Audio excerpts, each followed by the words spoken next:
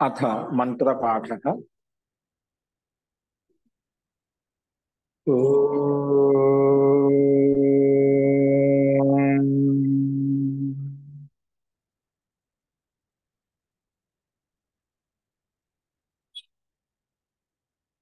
सहनाववतु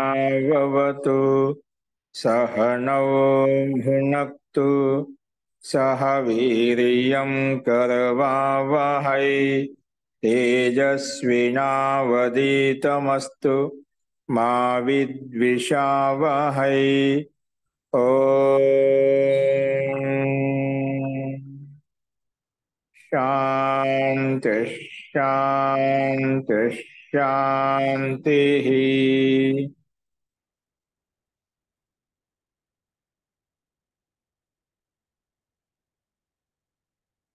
सर्वेभ्यो नमः। మనము చాందోగ్యోపనిషత్తులో రెండవ అధ్యాయంలో అంటే రెండవ ప్రపాఠకంలో 23వ ఖండం ప్రారంభించుకున్నాము. అస్తు అందులో ధర్మస్కందాల గురించి ప్రస్తావించుకున్నాము.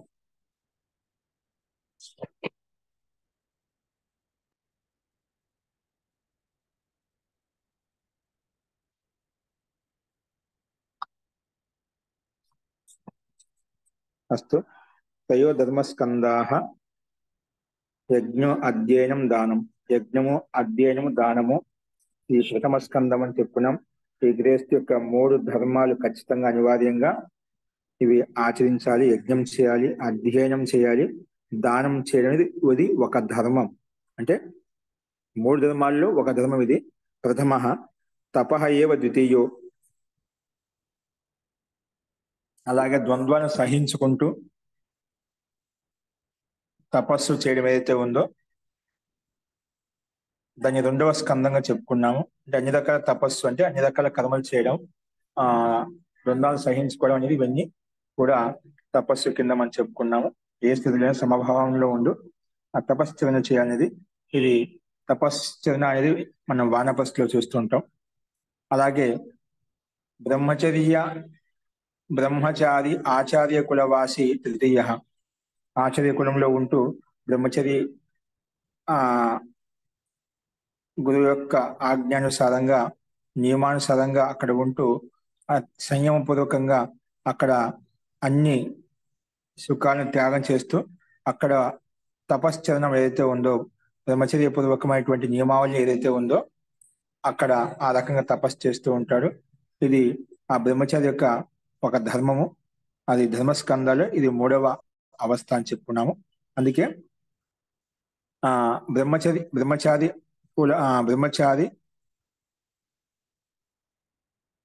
ఆచార్య కులవాసి తృతీయో అని చెప్పుకున్నాట. కానీ ఎవరైతే ఈ 3 ధర్మస్కందాలను ఆచరిస్తారో ఏతే పుణ్యలోకాః భవంతి. ఇవన్నీ 3 ఇలా ఆచరించినట్లయితే అది పుణ్యాన్ని సంగ్రహిస్తుంది. అంటే పుణ్యమైన పనులు అన్నమాట. ఈ 3 ధర్మస్కందాలను ఎవరైతే ఆచరిస్తుందో అది నిజంగా వాళ్ళు పుణ్యాన్ని సంపాదించుకుంటారు. పుణ్యలోకానికి పునాదులు వేసుకుంటున్నాడు. అంటే ఒక ఉత్కృష్టమైన లోకానికి అతనికి కలుగుతుంది, ఉత్కృష్టమైన జ్ఞానం అతనికి కలగబోతుంది. అంటే ఇవన్నీ పుణ్యం అంటే పుణ్యానికి ఫలం వస్తూ సుఖానుభూతి కలుగుతుంది, సుఖ ఉపలబ్ధి కలుగుతున్నమాట. అలాగే బ్రహ్మస్థో అమృతత్వమేతి. అలాగే అంతిమావస్థ వ్యక్తి ఎవరైతే ఉన్నారో ఎవరైతే బ్రహ్మజ స్థితమై ఉంటుందో వాళ్ళు సాక్షాత్ ధర్మస్కందాలు అంటే వినయం లేకుండా ఆ పరమాత్మను లీనమై ఉంటాడు. పరమాత్మ ధ్యానం చేస్తుంటాడు కాబట్టి ధ్యానంలో లీనమై ఉంటాడు కాబట్టి మోక్షతత్వాన్ని పొందుతారు. ఎవరైతే పరమాత్మలో బ్రహ్మ ధ్యానం లీనమై ఉంటారో అతడు అమృతత్వాన్ని పొందుతారని చెప్పి ఈ రకంగా మనం 1వ మంత్రంలో ప్రస్తావించుకున్నాం. కాబట్టి ఈ 3 మనకు అనివార్యంగా చూడటానికి మనం సామాన్యంగా ఉన్నప్పుడు కూడా యజ్ఞం అధ్యయనం దానం అనేది మనం అనివార్యంగా చేయాలి. కానీ తపస్సు చేయాలి. అలాగే అధ్యయన కాలంలో ఆగమ కాలం కాబట్టి విద్యార్థులు చక్కగా విద్యను అభ్యసించుకోవాలి. సో ఇవి మనము ఖచ్చితంగా 3 ధర్మస్కందాలు చెప్పుకున్నాము. నెక్స్ట్ ఇదే విషయాన్ని ఇలా చెప్పిన తర్వాత నెక్స్ట్ 2వ మంత్రం చూడండి. ప్రజాపతి లోకాన్ అభ్యతపత్ తేభ్యో అభితప్తేభ్యః త్రయీ విద్యా సామప్రాస్నావత్ తాభ్యాం అభ్యతపత్ తస్యాహ అభితప్తాయాహ ఏతాని అక్షరాణి సంప్రాస్నవ సంప్రాస్నవంత అభితప్తాయాహ ఏతాని అక్షరాణి సాంప్రస్ సాంప్రాస్నవంత సాం సంప్రాస్నవంత ఏంటివంటే ఇవి భూర్భువ స్వరితి భూర్భువ స్వరితి అంటే భూహు భువ స్వహ ఈ మూడు ఉత్పన్నమయ్యాయి ఈ మూడు అభివ్యక్తమయ్యాయి అంటే ప్రజాపతి బ్రహ్మ లోకాన్ లోకాన్ అభ్యతప లోకాను తప్పింపజేసామట దాన్ని మంత్రం చేసినప్పుడు తప్పింపజేసినప్పుడు ఏమైందంట ఆ ఆ లోకాలు తప్పించినప్పుడు ఏమైతుంటే ఆ లోకాలు తప్పించడం చేత తేభ్యో అభితప్తేభ్య ముందు లోకాలను తప్పింపజేశాడు అలా తప్పింపజేయడానికి ఏమొచ్చింది తేభ్యో అభితప్తేభ్య అవి తప్పింపచేయడం వలన అవి ఆ రకమైన స్థితిని ఆ ఉత్పన్నం చేయడం వలన పరమాత్మ త్రయీ విద్య సంప్రాస్నవత్ సంప్రాసనం అంటే మూడు విద్యలు ఋగ్వేదం యజుర్వేదం సామవేదము ఈ మూడు విద్యలు ఉత్పన్నమయ్యాయంట ఏది ఎప్పుడైతే ప్రజాపతి లోకాలను తప్పింపజేశాడో ముందు లోకాలను ఉత్పన్నం చేశాడో తర్వాత తీసుకొచ్చాడు లోకాలు ఉత్పన్నమైన తర్వాత ఈ లోకాల్లో ఎలా ఉండాలి ఏ విధంగా ఉండాలి మనం చేసే కర్తవ్యం ఎలా ఉండాలి చెప్పి సృష్టిని ప్రారంభించిన తర్వాత ఈ లోకాలను ఆ ఇలా చేయాలని ప్రారంభించిన తర్వాత ఆ లోకంలో ఉండేటువంటి ప్రాణులు ఉత్పన్నం చేసిన తర్వాత ఈ లోకంలో ఉండేటువంటి అందరికి కావాల్సినటువంటి జ్ఞానం కావాలి కాబట్టి దాన్ని మళ్ళీ తప్పింపజేస్తే త్రయీ విద్య సంప్రాస్నవత్ మూడు విద్యలు ఉత్పన్నమయ్యాయి అంటే మూడు విద్యలు ఉత్పన్నమయ్యాయి అంటే విశేషంగా ఉత్పన్నం కదా అవి ముందు తర్వాత ప్రక్రియ చూపించబడింది అన్నమాట అందుకే అక్కడ ఏమో ఉత్పన్నమయ్యే సాంప్రాస్నవత్ అంటే మూడు విద్యలు ఉత్పన్నమయ్యాయి ఆ మూడు విద్యల ద్వారా ఏమైపోయింది వల్ల తాం అభ్యతప్త సంప్రాస్నవత్ తాం అభ్యతపత్ వాటిని మళ్ళీ తప్పింపజేస్తే మూడు విద్యలు తప్పింపజేస్తే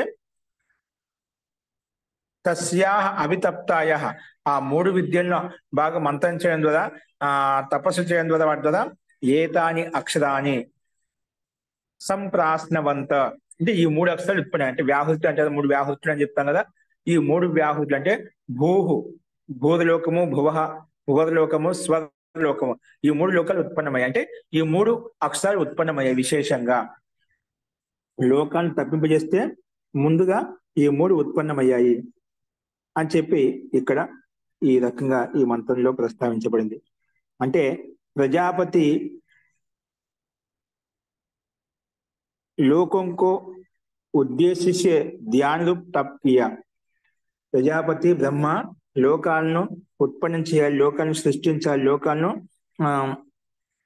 ఆవిష్కరణ చేయాలని చెప్పి ఉద్దేశంతో లక్ష్యంగా మనసులో పెట్టుకుని ధ్యాన రూప తప్ కియా అంటే ధ్యానమగ్నుడయ్యి తప్పింప చేశారు ఎలా చేయాలి ఏ విధంగా చేయాలి మనసులో ఆలోచించాలి సంకల్పం చేసుకున్నామట అని ధ్యాన రూప తప్ కియా తపస్సు చేశామట ఉన్ అభితప్త లోకంసే ఆ రకంగా అభితప్తం చేసే వాటి మన చింతన మనం చేశారు కాబట్టి ఆ తప్పించేటువంటి లోకాలతోటి త్రయీ విద్య ఉత్పత్తి హుయి అంటే మూడు విద్యలకు ఉత్పత్తి అయిపోయిందట లోకాన్ని ఉత్పత్తి చేసినదా ఆ లోకాన్ని ఉంటాయి కావాల్సిన విద్య ఏదైతే ఉందో అది ఉత్పన్నమైందన్నమాట అందుకే త్రయీ విద్యకి ఉత్పత్తి హుయి తథా అలాగే ఉస్ అభితప్త త్రయీ విద్యాసే ఈ ఇలాగా త్రయీ విద్యను అభితప్తం చేయడం వలన ఈ మూడు అక్షరాలు ఉత్పన్నమయ్యాయి భూహు భువః స్వహ ఈ మూడు అక్షరాలు ఏవైతే ఉన్నాయో భూలోకం భువలోకం స్వలోకం అని చెప్పి భూలోకము ద్విలోకము అంతరిక్ష లోకం అని చెప్పి మూడు వ్యాహృతులను మూడు రకాలు ఈ రకంగా ప్రస్తావించుకుంటామట ఈ రకంగా ఈ అక్షరాలు ఉత్పన్నమయ్యాయి అని చెప్పి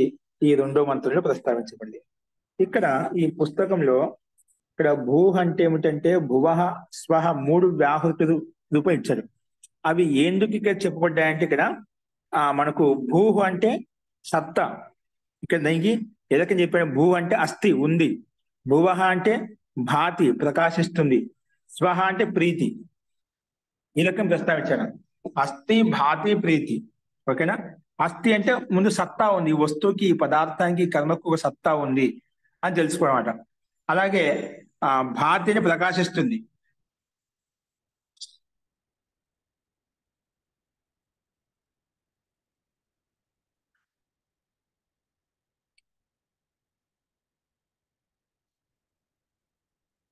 ఇక్కడ ప్రకాశిస్తున్న తాత్పర్యం ఏంటంటే మనం ఏదైనా కర్మ చేసినప్పుడు అది రన్నింగ్ లో ఉండడం అట, ఇది వర్తమాన స్థితిలో ఉండదు. అది ఇక్కడ భాతి అంటే ప్రకాశిస్తుంది, వర్తమాన రన్నింగ్ లో ఉంది అంట కదా. అలాగా అస్థిలో ఒక సత్తా ఉంది, ఆ సత్తానికి ప్రారంభించేసి అంటే ఆ రన్నింగ్ లో కంటిన్యూ నడుస్తూ ఉందన్నమాట. ఏ కర్మ అయితే చేస్తున్నామో ఆ కర్మ కంటిన్యూ నడుస్తుంది, ఆ ఆ విషయ ప్రతిపాదన కంటిన్యూ నిరంతరం కొనసాగుతూ ఉందన్నమాట. కాబట్టి భాతి తర్వాత ఏమవుతుందంటే మూడో రూపం ప్రీతి, వాటి పట్ల స్నేహ భావన కలుగుతున్నమాట. ప్రీతి అంటే ఇక్కడ తాత్పర్యము సుఖ విశేషం, మనం అలా కర్మ చేయడం వల్ల ఏమవుతుంది, సుఖ విశేషం ఉపలబ్ధం అవుతుందన్నమాట. సో ఈ మూడు అక్షరాలు ఏవైతే ఉన్నాయో మనం ముందు సత్తా రూపంలో ఉంది, ఆ సత్తను ప్రారంభించుకుంటూ వెళ్తున్నా మనకు ఏమొస్తుంది, ఏదో కర్మ చేసిన కర్మ ఫలితం ఉంటుంది. కాబట్టి ఆ కర్మ ఫలితంగా మనకి ఇక్కడ అంతిమ ఫలం ఏదైతే ఉందో సుఖ విశేషం అవుతుందో ఆ సుఖ విశేషం ఇతనికి కలుగుతుంది అనమాట.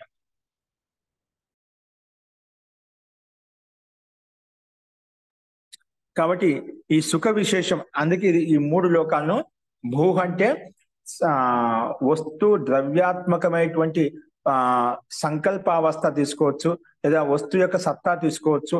సత్తా రూపంలో ఉంది, ఆ సత్తా రూపంతో యుక్తమైన దాన్ని ఏ రకంగా ఉపయోగించాలి, ఎలా ఉపయోగించాలనేది అక్కడ మళ్ళా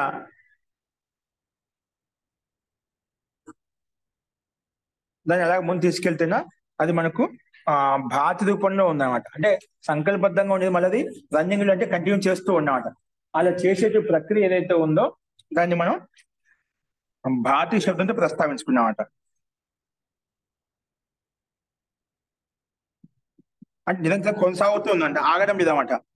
అంటే నిరంతరంగా కర్మ కొనసాగుతూ ఉంది. దీన్ని మనం భాతి శబ్దంతో భువహ లోకం చెప్పుకున్నామట.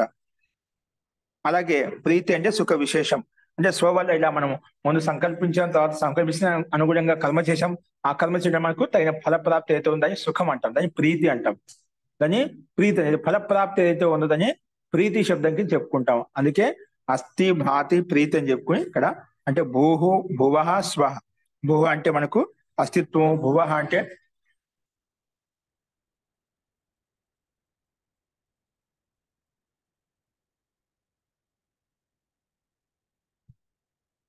అలాగే స్వహ అంటే సుఖ విశేషం, మనకు ఉపలబ్ధి ఫలప్రాప్తి ఏదైతే ఉందో ఈ రకంగా మూడు ఉపలబ్ధులు మనకు ఉత్పన్నమవుతాయి అని చెప్పి ఈ రెండో మంత్రంలో ప్రస్తావించబడింది. ఇక్కడ మళ్ళీ తాని అభితప్తేభ్య,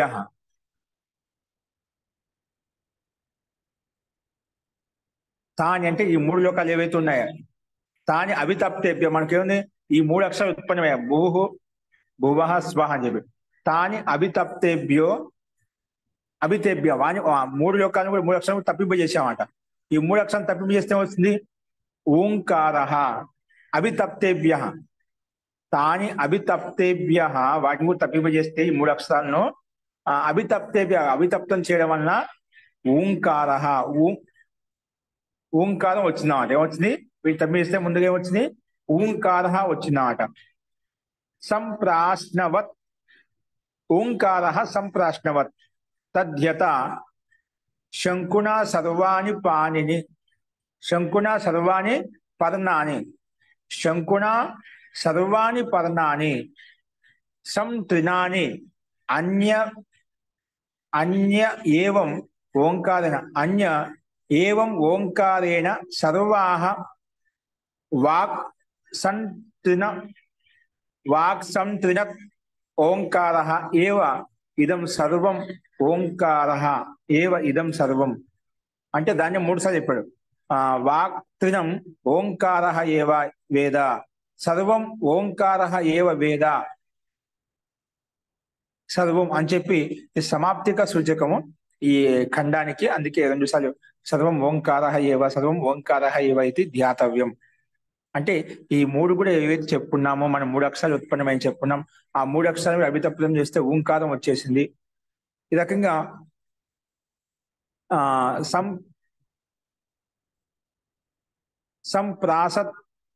సంప్రాసవత్ తద్యత శంకుని సర్వాణి పర్ణాని ఏవైతే ఉన్నాయో అవన్నీ కూడా సంత్రినాని ఏవం ఓంకారైన సర్వాహ వాక్ సం త్రినో వాక్ సం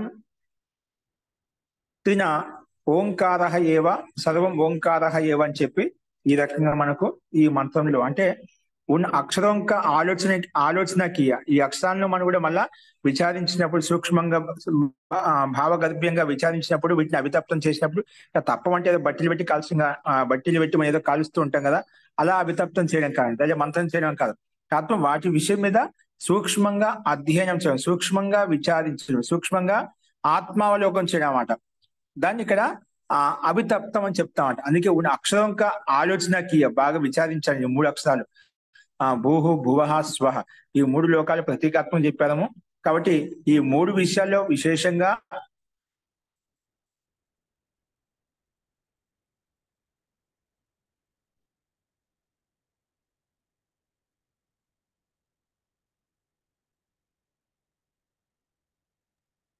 కానీ ఈ మూడు వ్యాహృతుల వాళ్ళు ఈ రకంగా విశేషంగా చెప్పారు ఇక్కడ ఈ రకంగా ఉల్లేఖించదన్నమాట. అందుకే ఉన్ ఆలోచిత అక్షరం సే ఓంకార ఉత్పన్నవా, మనం ముందుగా ఆలోచించాం, అలా ఆలోచించడం వల్ల ఓంకారం ఉత్పన్నమైంది. जिस प्रकार शंकुओं से संपूर्ण पत्ते व्याप्त रहते हैं, जिस प्रकार ये रखेंगे शंकुओं से సంపూర్ణ పత్తే వ్యాప్తి శంకువం సే అంటే శంకు అంటే కాండం సే, ఇప్పుడు ఏంటంటే చెట్టు కాండం ఉంటుందండి, ఒక కాండబా ఉంటుందా, దాన్ని ఆశ్రయించి మొత్తం శాఖలని కొమ్మలు చిన్న చిన్న శాఖలు ఆకులన్నీ ఆశ్రయించి ఉంటాయి అన్నమాట. అందుకే శంకున సర్వాణి పర్ణాని సంత్రినాని అంటే ఈ శంకువంశ సంపూర్ణ పత్తే వ్యాప్తు రైతే అంటే శంకు శాఖ నుంచి ఏ విధంగా అన్ని ఆకులు చెట్టు యొక్క అన్ని ఆకులు ఏ విధంగా ఒకే చోట వ్యాపించి ఉంటాయో అలాగే ఇక్కడ కూడా ఉసి ప్రకారం ఓంకార సంపూర్ణ వాక్ వ్యాప్త. మనం మాట్లాడే మాట ఏదైతే ఉందో, వాక్యం ఏదైతే ఉందో, వాక్ శక్తి అయితే ఉందో, మన లౌకిక వ్యవహారం అయితే ఉందో, ఇదంతా కూడా ఎట్లా ఉందంట, ఓంకారి యహ సబ్ కుచ్ హై, అంత ఓంకారమే సంపూర్ణంగా వ్యాపించి ఉంది.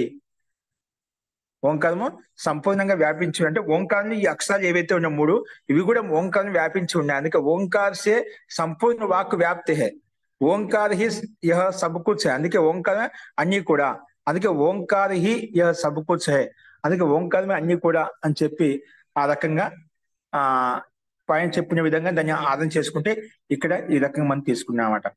కాబట్టి ఓంకారానికి ప్రాధాన్యత ఇచ్చి ప్రారంభంలో కూడా మనం చెప్పుకుంటూ వచ్చినాము. ఓంకారానికి అత్యంత ప్రాధాన్యత ఇచ్చేసి లాస్ట్ లో అంతటా అలా చేసిన తర్వాత కూడా మనం లాస్ట్కి వచ్చేసి మళ్ళీ అదే స్థితిని ఉత్పత్తి చేస్తామని, అంటే అదే నియమావళిని అదే సూత్రాన్ని మనం వినియోగించుకుంటాం. అందుకే ఓంకారి యహ సబ్ కుచ్ హై, ఓంకారి యహ సబ్ కుచ్, ఓంకారమే అన్నిటికీ శ్రేష్టమైంది, అన్నిటికీ ఉత్తమమైంది అని చెప్పి మనం ప్రతినిత్యం ఈ విషయంలో ఈ రకంగా అక్షరాల విషయంలో చింతన చేసినట్లయితే తద్గత జ్ఞానం అనేది ఆ వ్యక్తికి, ఆ సాధకుడికి, ఆ ఉపాసకుడికి ఉపలబ్ధి కలుగుతుంది. అంటే తద్గత జ్ఞానం సూక్ష్మంగా అర్థం చేసుకోగలుగుతాడు అని చెప్పి ఇక్కడ ఓంకారంతో వ్యాపించి ఉంది. మూడు వ్యాధులు కూడా ఓంకారమయము, బ్రహ్మమయమే. కాబట్టి మనం విభాగశః లోక వ్యవహారం కొరకు విభాగపూర్వకంగా వ్యాఖ్యానించుకుంటున్నాము అని చెప్పి ఇక్కడ ఈ రకంగా ఈ మంత్రంలో ప్రస్తావించబడింది. అస్తు ఈ రకంగా ఇది త్రయోవింశః ఖండః, ఈ 23వ ఖండం కూడా ఇక్కడ మనకు పరిసమాప్తం అవుతుందన్నమాట.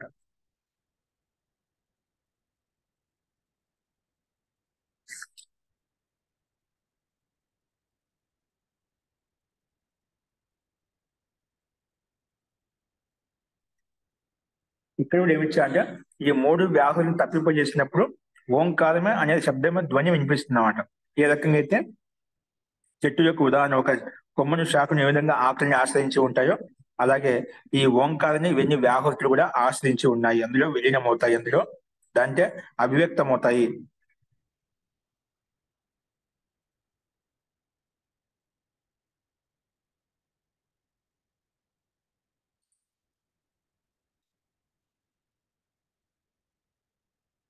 కాబట్టి మొత్తానికి ఓంకారమే సర్వస్వము, ఓంకారమే ధ్యానయుక్తమైనటువంటి ఉద్గీతము. కాబట్టి దాన్ని ఉద్గీతాన్ని మనం ఉపాసన చేయాలి, ఆ రకంగా భావించేయాలి అని చెప్పి ఈ రకంగా మనకు అంతిమ శ్లోక రూపంలో మంత్ర రూపంలో మనం ప్రస్తావించుకుందాం. అస్తు.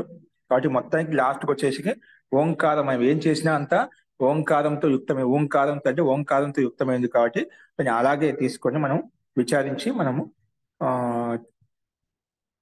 తద్గత కర్మ అయితే ఉందో దాన్ని అలాగే ముందు తీసుకెళ్ళాలి. కాబట్టి ఆ రకంగా ప్రయత్నం చేయాలి. ఎందుకంటే ओंकार से संपूर्ण वाक व्याप्त है। ఇక్కడ उन अक्षरों का आलोचना किया, उन आलोचित अक्षरों से ओंकार उत्पन्न हुआ। जिस प्रकार శంఖం से संपूर्ण पत्ते व्याप्त रहते, శంఖు శాఖ నుంచి అన్ని చాలా పత్రాలు వ్యాపించి ఉంటాయో అలాగా ఉసి ప్రకార ఓంకార సే సంపూర్ణ వాక్ వ్యాప్తే, ఈ ఓంకారం చేతనే మనకు సంపూర్ణమైన వాక్ వ్యాప్తమై ఉంది. మన ఓంకార ఉద్గీతమే దీని ద్వారానే సంపూర్ణ వాక్ అంతా వ్యాపించి ఉంది, వ్యాప్తమై ఉంది. అందుకే ఓంకారి సబ్కుచ్ అని చెప్పి మనం ఈ రకంగా ఈ 23వ సూత్రాన్ని మనం ఆ ఖండాన్ని చూసాం అన్నమాట. అస్తు ఇక్కడ ఇప్పుడు మనము ఈ బ్రహ్మచర్య అవస్థ, గృహస్థ అవస్థ, వానప్రస్థ అవస్థ దీని కూడా ఇక్కడ పోల్చుకోవచ్చు. భూ అంటే బ్రహ్మచర్య అవస్థ, భువ అంటే గృహస్థ అవస్థ, స్వహకి వానప్రస్థ అవస్థ. అంటే మూడు నాకు కాబట్టి మనకు అర్థం చేసుకోవడానికి జస్ట్ బిందు రూపాలు చెప్పబడ్డాయి అన్నమాట.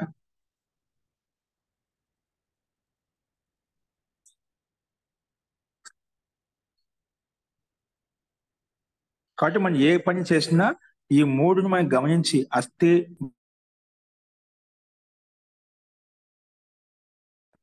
ఇక్కడ చెప్పబడ్డే, కానీ కూడా ఓంకారంతో సమాహితమై ఉన్నాయి కాబట్టి ఓంకారం అన్నిటికీ ఆధారం చెప్పి మనం దాన్ని ఉపాసించాలి. అది మనకు స్పష్టంగా మళ్ళీ అక్కడికే వచ్చి ఇదే రకంగా సమానం చెప్పబడింది.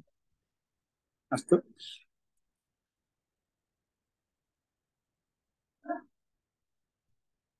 ఇప్పుడు యజ్ఞం చేసేటువంటి యజమానులు ఏదైతే ఉన్నారో వారి లక్ష్యం ఏ ఉండాలి, యజ్ఞం చేసే యజ్ఞకర్త యొక్క లక్ష్యము ఏ ఉండాలి అనేది మనము ఈ 24వ ఖండంలో చూస్తాము. ఇక్కడ ముందు నామకరణం చెప్పబడిన మాట ఏం చెప్పబడ్డాయని చూడండి. కింద నామాలు చెప్పబడ్డాయి 24వ ఖండంలో. బ్రహ్మవాదినో వదంతి యద్ వసూనాం ప్రాతః సవనం రుద్రాణం మాధ్యం దినం సవనం ఆదిత్యానాం చ విశ్వేషాం చ దేవానాం తృతీయ సవనం. ఇక్కడ మనకు బ్రహ్మవాదులు ఏం చెప్తున్నా అంటే ప్రాతకాల సవనం ఏదైతే ఉందని ఆ వస్తువుతో సంబంధమై ఉంటుంది. మధ్యాహ్న సవనం ఏదైతే ఉందంటే మధ్యాహ్నం చేసే సవనం ఏదైతే ఉందో, యాగం ఏదైతే ఉందో అది రుద్రులతో యుక్తమై ఉంటుంది, రుద్ర దేవతలతో యుక్తమై ఉంటుంది.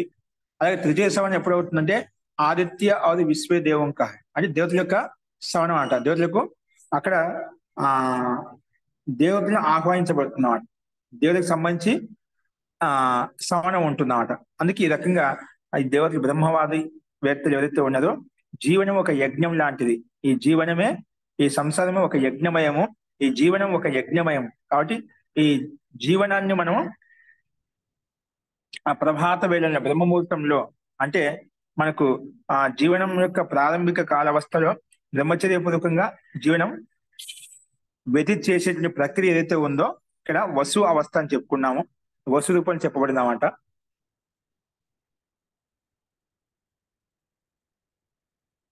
అందుకే బ్రహ్మవాదిన వదంతి ఏది వసూనాం ప్రాతః సవనం. వసు అనే తాత్పర్యము ప్రాతః సవనం అంటే బ్రహ్మచర్యపూర్వకంగా జీవన వ్యతిత్ చేసేటువంటి కర్మ ఏదైతే తపస్సు ఏదైతే ఉందో కర్తవ్యం ఏమైతే ఉందని వసు రూపంలో ప్రస్తావించుకున్నాం.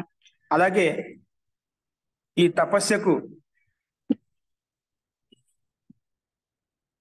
తపస్సును జీవనం యొక్క మధ్యాహ్న సమయంలోకి తీసుకెళ్దాం అంటే అదే నిదానం కొనసాగిస్తూ ముందు తీసుకెళ్ళామంట. ఈ తపస్సును జీవనం యొక్క మధ్యాహ్న కాలం వరకు అంటే మధ్య స్థితి వరకు తీసుకెళ్ళిన ప్రక్రియ అయితే ఉందో అది రుద్ర రూపంలో ప్రస్తావించబడింది. అలాగే ఈ రకంగా తపస్సును అలాగే ముందు తీసుకెళ్ళినైతే మన తర్వాత అక్కడి నుంచి ముందుగా తీసుకెళ్ళినైతే ఆ తృతీయ కాలం ఏదైతే ఉందో అది ఆదిత్య అంటే విశ్వేదేవ అని చెప్పి మనం ప్రస్తావించుకున్నాము. అలా క్రమంగా ఇక్కడ మనకు క్రమంగా వృద్ధి ఇక్కడ చూపించబడింది అన్నమాట. తృతీయ కాలం అనేది ఆదిత్య విశ్వే దేవలోకం అని చెప్పి ఇక్కడ నామకరణం మనం చూసాం అనమాట. అందుకే ఇక్కడ మనకు ప్రాతःశ్రవణ వస్తువంక మాధ్యాహ్న శ్రవణము, రుద్రవంక తృతీయ శ్రవణ, ఆదిత్య అది విశ్వదేవంక అని చెప్పి చెప్పుకున్నామట. కానీ ఇక్కడ నామకరణం మనం ఉల్లేఖించుకున్నాము.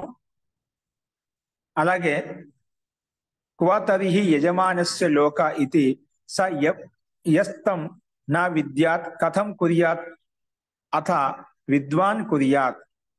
అథ విద్వాన్ కుర్యాత్ అంటే ఎప్పుడైతే యజమాన్, ఇక్కడ ఏమిచ్చారు చూడండి, తో ఫిర్ యజమాన్ కా లోక్ కహా హై, క్వ తరిహి యజమానస్య లోక ఇది.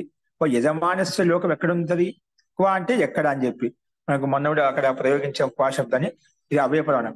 తరిహి అయితే యజమానస్య లోక క్వ ఇది. యజమాని ఇప్పుడు 3 శ్రవణాలు చెప్పారు ఇక్కడ. బ్రహ్మవాదన వసునాం ప్రాతఃశ్రవణం, రుద్రులకు మాధ్యమ శ్రవణం అని చెప్పుకున్నాం, ఆదిత్య విశ్వే దేవతలకు దేవతలకు సంబంధించింది కాబట్టి అది తృతీయ శ్రవణం అని చెప్పుకున్నాము. ఇది ఈ రకంగా శ్రవణాల గురించి చెప్పిన తర్వాత అందులో యజమాని యొక్క లోకం ఎక్కడుంది, వాతరి యజమానస్య లోక అన్నప్పుడు దానికి లోకైతన్యం స యస్తం నా విద్యాత్ కథం కుర్యాత్ అథ విద్వాన్ కుర్యాత్. అందుకే జో యజమానుడు ఆ లోకం గురించి తెలుసుకోలేనుకోండి, అంటే ఆ వ్యక్తి ఏ లోకం గురించి చెప్పాలో, ఏ లోకాన్ని గురించి లక్ష్యంగా తీసుకొని అనుష్ఠానించానో ఆ కర్మ చేయలేమన్నమాట. అందుకే వహ కిస్ ప్రకార యజ్ఞానుష్ఠాని కదేగా. ఒకవేళ ఏ లోకం గురించి చేయాలనుకుంటున్నామో ఆ లోక సంబంధించి పరిజ్ఞానం లేకపోతున్నా తదగత కర్మ కూడా మనం చేయలేము. కాబట్టి దాని యొక్క విషయం మనకి తెలిసి ఉండాలి స్పష్టత పూర్వకంగా. అందుకే యజ్ఞాష్ఠని కథం కుర్యాత్, ఇక్కడ సా యహ తం నా విద్యాత్, ఒకవేళ ఆ వ్యక్తి తం నా విద్య అంటే ఆ యజ్ఞ కర్మ గురించి తెలుసుకోలేదు అనుకోండి, కథం కుర్యాత్ ఏ రకం చేయగలుగుతాడు, అథ విద్వాన్ కుర్యాత్. అందుకే దానికి తెలిసినటువంటి వ్యక్తి, కర్త, జ్ఞాత ఏదైతే ఉన్నదో అతడే ఆ యజ్ఞానుష్ఠాన కర్మ చేయాలి. తెలియకుండా మనం చేయకూడదు. ఎవరైతే ఆ అనుష్ఠానం యొక్క కర్మకు, అనుష్ఠాన కర్మ ఏది జరుగుతుందో అనుష్ఠాన కర్మ సంబంధి ప్రక్రియ విధి విధానం ఏదైతే ఉందో అదే పద్ధతి ప్రకారంగా చేయాలి. దాన్ని మనం అస్తవ్యస్తం చేసి వెనక ముందు చేసి మనం చేయకూడదు అన్నమాట. కాబట్టి ఈ రకంగా యజ్ఞానుష్ఠానం చేయాలని చెప్పి ఇక్కడ ఈ రకంగా ప్రస్తావించబడింది.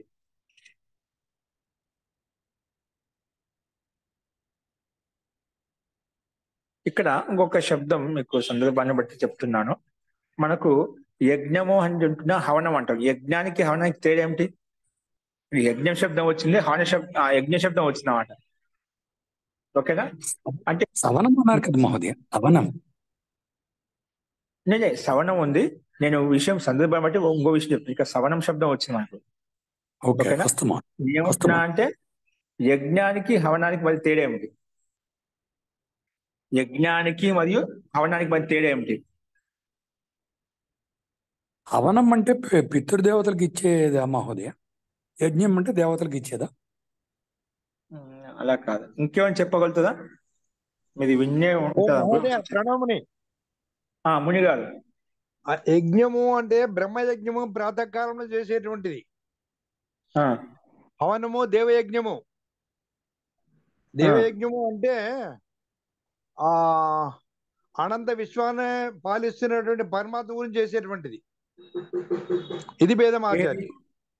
ఏది పరమాత్మ చేసేది? దేవయజ్ఞము అనేది అనంత విశ్వంలో ఉన్నటువంటి పరమాత్మను దృష్టిలో పెట్టుకొని చేసేది. బ్రహ్మయజ్ఞము అంటే తనకు తానుగా ఆత్మ సమర్పణ చేసుకొని పరమాత్మ సమర్పించేది బ్రహ్మయజ్ఞం. అది భేదం ఆచార్య. అంటే హోమం శబ్దం ఉంది, హోమం అంటాం. అవును, ఒకటి యజ్ఞం.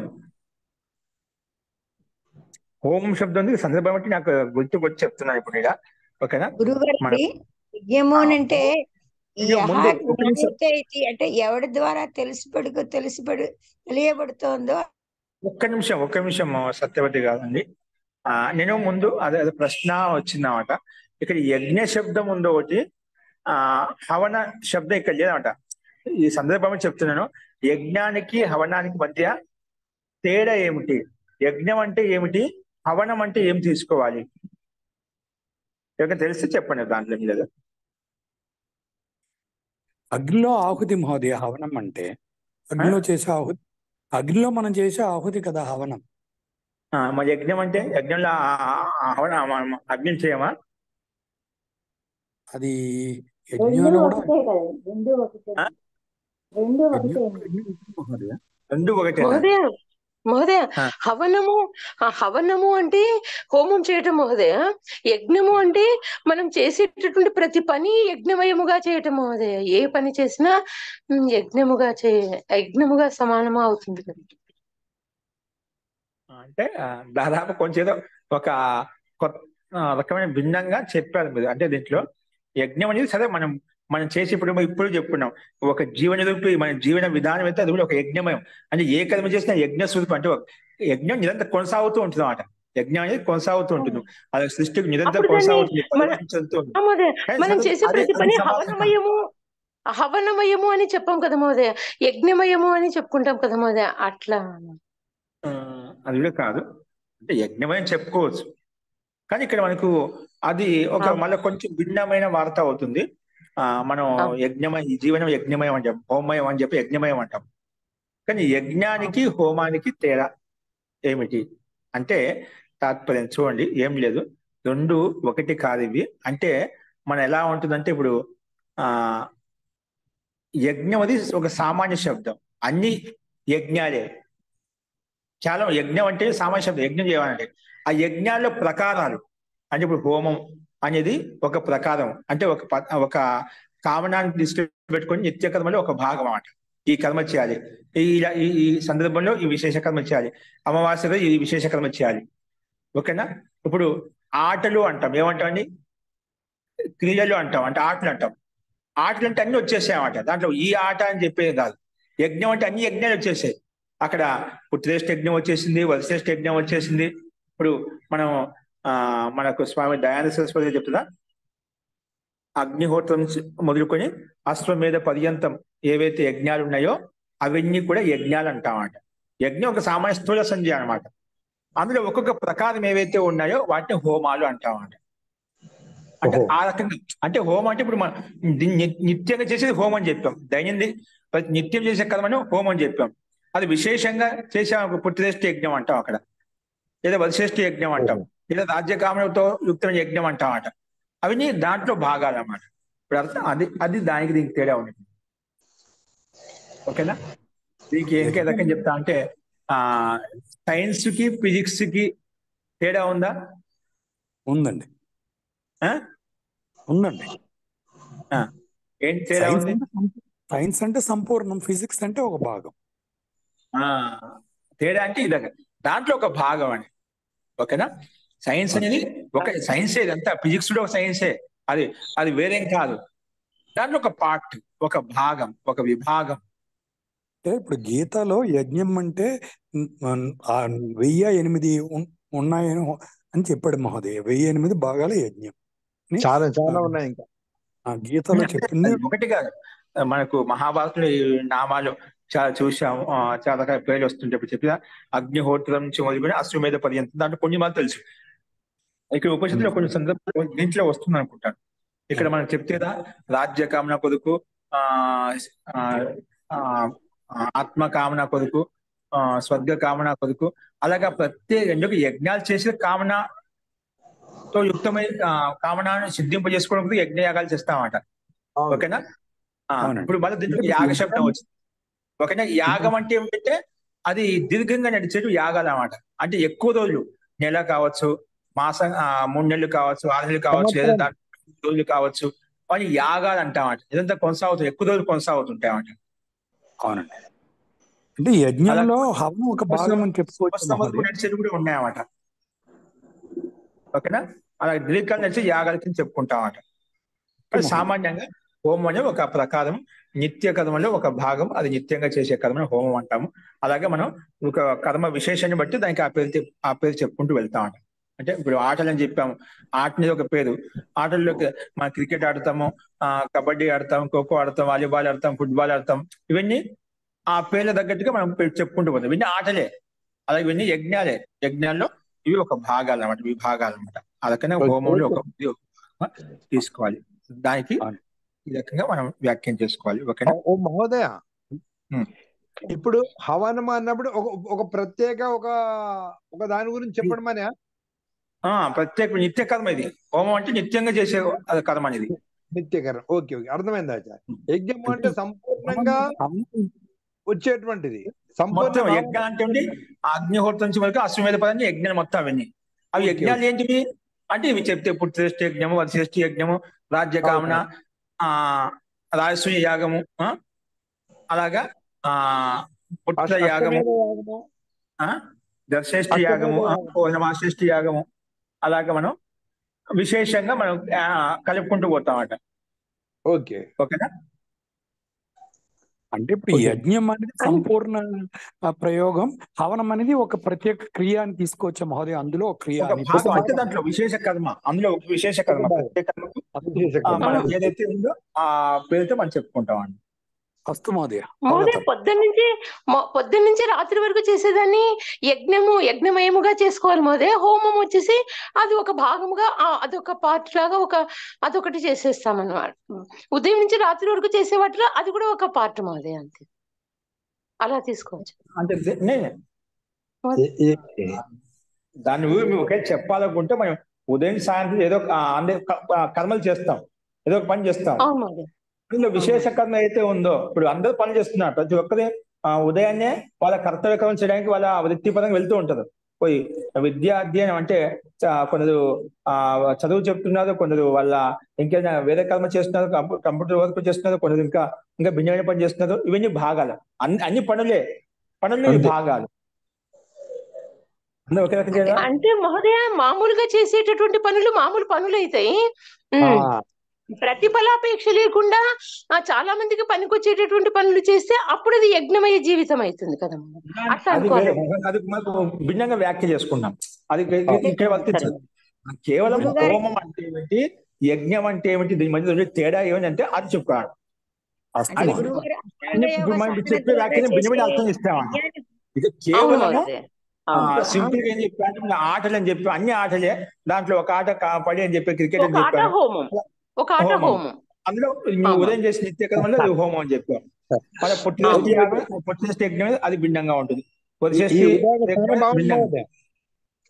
అంటే ఆటల ఉదాహరణ చాలా బాగున్నది, కరెక్ట్ గా సూట్ అయింది. యజ్ఞానికి హవనానికి ఆటలు, ప్రత్యేకమైన ఆటలు ఒక్కొక్క పేరు చెప్పుకోవడం చాలా బాగుండేది. అంటే ఇది అష్టాంగ యోగ సాధన ద్వారా చేసే యజ్ఞం అన్నమాట. అది విశేష యజ్ఞం ఇది, అంతేనండి? యోగ సాధన అది ఆ నియమాలు పాటిస్తూ చేసే ఏ యజ్ఞం అయితే ఉందో అది హోమము, అందులో ఇది హవనం అన్నమాట. అంతే కదండి? ఒక ఆటల ఒక సాధన, ఒక ఆట అంటే ఒక భాగం కర్మ, యజ్ఞ కర్మలో ఒక భాగం అవన్నీ చేసి అట్లా అన్ని తీసుకోవాలి చెప్పాను అనమాట. ఒకవేళ మీ జీవితంతో పోల్చుకున్నా అనుకోండి, ఉదయం సాయంత్రం వరకు చెప్పినా అన్ని కర్మలు అందరూ ఏదో పని చేస్తున్నాం, కర్తవ్య కర్మ చేస్తున్నా, దాంట్లో ఏదైనా ప్రత్యేక కర్మ ఆ వ్యక్తికి సంబంధించి అది ఒక యజ్ఞం అనమాట.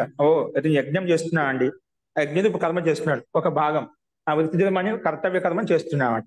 అదే దీన్ని మనం ఎన్ని రకాల పోల్చుకొని చెప్పొచ్చు, ప్రతి చోట మనం దీన్ని తీసుకోవచ్చు. ఇప్పుడు మనం ఇవే చెప్పుకుంటున్నాం, దీంట్లో ప్రపాఠకాలు ఉన్నాయి, ఇంతవరకు ఉపనిషత్తులు చెప్పుకుంటూ వచ్చాం. ప్రథమ అధ్యాయంలో ఒక్కొక్క ఖండంలో ఒక్కొక్క విషయం ప్రస్తావించబడింది.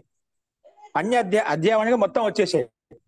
అధ్యాయంలో కూడా ఇది మనకు యాగానికి సంబంధించిన విశేషమైన కర్తవ్యాలు ఎలా ఉండాలి, ఇది ఒక భాగం తీసుకున్నాం. అంతకుముందు ఓంకార విషయం తీసుకున్నాం, అంటే ఇంతకుముందు పంచభూతాల విషయం తీసుకున్నాం అట. అది ఒక్కొక్కటి తీసుకుని మనం వ్యాఖ్యానించుకుంటూ వస్తున్నాం అట. ఈ రకంగా ఎక్కడ కావాలంటే అక్కడ ఆ రకంగా వినియోగించుకోవచ్చు. స్పష్టమైంది అనుకుంటాను. ఓకేనా?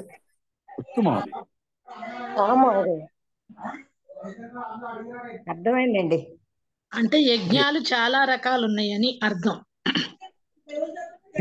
అన్ని రకాలుగా ఉన్న వాటన్నిటిని కలిపి యజ్ఞము అంటాము. అనేక కామనలు ఉన్నాయండి. ఒకవేళ మనకు అనారోగ్యంగా ఉన్నప్పుడు ఆరోగ్య సిద్ధి కొరకు చేసే యజ్ఞాలు భిన్నంగా ఉంటాయి. ఓకేనా? ఆరోగ్య ప్రాప్తి కొరకు చేసేది, సంతాన ప్రాప్తి కొరకు చేసేది, రాజ్య కామన కొరకు చేసేది, గ్రామ కామన కొరకు చేసేది, ఐశ్వర్య ప్రాప్తి కొరకు చేసేది, ఇవన్నీ యజ్ఞాలు అన్నమాట. చాలా ఉంటాయి.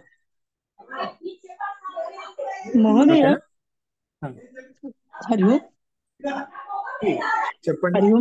ఇప్పుడు అలా చేసేటప్పుడు యజ్ఞంలో అయితే సమిధులు ఉంటాయి కదండి, అవేమన్నా మారతాయా అండి? ఎందులో మరి దానికి మారిపోయింది, దాంట్లో మారిపోయింది. మంత్రాలు అయితే మారతాయి, సమిధులు అయితే మారతాయా అనేసి. అంటే సమిధలు ఏం మారవండి. అంటే సమిధలు మనకు ముఖ్యంగా మనకు ఏవైతే మనం కొన్ని రకాల మామిడి, రావి చెట్టు, మేడి చెట్టు, అలా కొన్ని మనకు చెప్పుకున్నాం. దాంట్లో ఏంటంటే అవి భస్మీభూతమే గుణాలు దాంట్లో ఉన్నాయి. దాంట్లో ఎక్కువ కార్బన్ డైఆక్సైడ్ రాదన్నమాట. అంటే మిగిలిన కథలను చూసుకుంటే, సమిధలు చూసుకుంటే ఇవి ఉత్కృష్టమైన మాట, మిగతావన్నీ ఇలా ఉంటాయి అన్నమాట. ఇంకా దాంట్లో కొన్ని సోమలత యాగాన్ని బట్టి ఔషధ విశేషం ఉంటుందండి. అది ఔషధ విశేషమైనటువంటి సమిధ మారుతూ ఉంటుంది. మహోదయ, పుత్రకామేష్టి యజ్ఞానికి మారతాయి కదా, అవి వేరే చెరుకు అని స్పెషల్ గా వేస్తారు కదా. ఏంటండి? పుత్రకామేష్టి యజ్ఞానికి వేరేగా అన్ని మూల సమిధలు అయితే మనకి ఇవే ఉంటాయి స్థూలంగా. అంటే వాళ్ళు తయారు చేసే ప్రసాదం కూడా ఒక రకంగా చెరుకు అంటే విశేషంగా ఉంటుంది. కొన్ని మాత్రమే సమిధలు ఏవైతే ఉన్నాయో, కొన్ని చిన్న సమిధలు తీసుకుంటాం, లేకపోతే ఇంకో విశేషంగా తీసుకుంటాం. ఓకేనా? ఓకే, ఈ విషయంలో మీకు మళ్ళీ ఒకసారి ప్రస్తావిస్తాను. ఓకేనా? జస్ట్ మీకు సందర్భం వచ్చి చెప్పాను. అలాగా మనకు ఇక్కడే వస్తాయి ఈ చాందోగ్య ఉపనిషత్తులో కొన్ని యాగాల గురించి, ఓకే, ఏ ఉంటాయి అని చెప్పి అవి కూడా మనం ఒకసారి ప్రస్తావించాం. ఓకే అండి, ఈ పాటను ఇక్కడే ముగిద్దాము. ప్రభాకర్ రావు గారండి, మీరు అన్మ్యూట్ చేసుకోరా?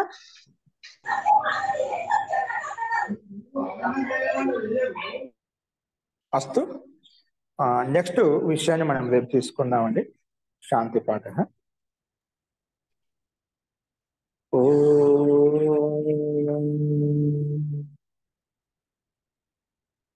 సర్వే భవంతు సుఖినః, సర్వే సంతు నిరామయాః, సర్వే భద్రాణి పశ్యంతు, మా కశ్చిత్ దుఃఖభాగ్ భవేత్.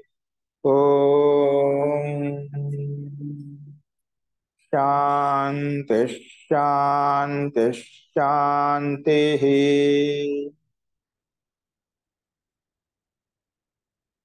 సర్వేభ్యో నమః.